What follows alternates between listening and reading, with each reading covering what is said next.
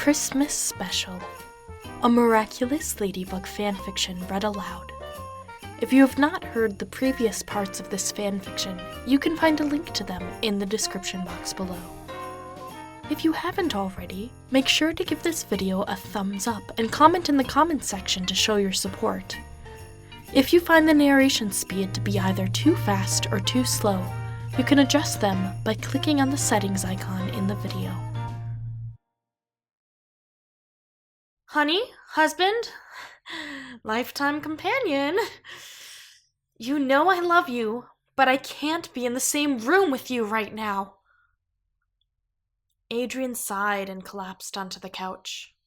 The kids were in bed already, and he and his wife were fighting. Look, I don't want to go to bed angry about this. I'm not angry, Adrien. I'm upset. I'm allowed to be upset.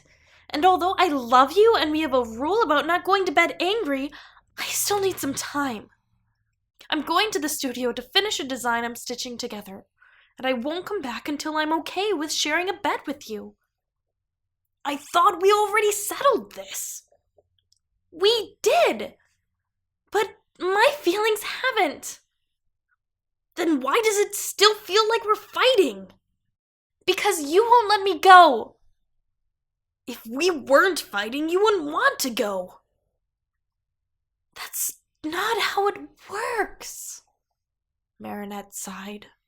Sure, we reached a compromise, but my anxiety, stress, frustration from the last 3 hours, they're still sky high, and I don't want to be around the source. Something knotted in his stomach. Fine, he said. He could hear her step carefully as silence echoed around them. He didn't look up until the door squeaked, his wife's hand disappearing as it closed.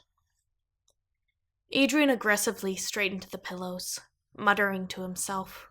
She needed time alone? Fine, take the time. He didn't care. He threw himself onto the couch, grumpy. They fixed the problem, right? Why did they need to take more time? It's ridiculous. If she was going to be like this, then he didn't want to... Oh. This is what she meant. He was getting irrationally upset over her wanting to leave for a few hours after a fight. While the idea made him sad, it was the day's worth of frustration backing that sadness into anger.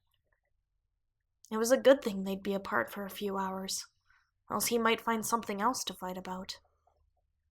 So, for the first time in their marriage, outside of travel, Adrien went to bed alone, without expecting his wife to join him. It felt surreal to know she wasn't going to be beside him when he woke up, but not because of work or the kids. He didn't like it. It was lonely. It was lonelier than the frustration and the fight. Needless to say, he didn't like it. And yet, when morning came, Marinette slept in the sheets beside him, pressed to his back.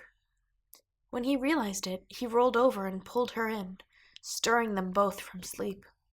I'm sorry, he murmured, for how I reacted, how I made you feel.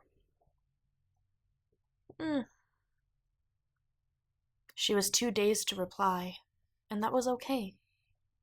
For now, Adrien savored the dawn's first light trickling through the linen curtains and her breath on his bicep.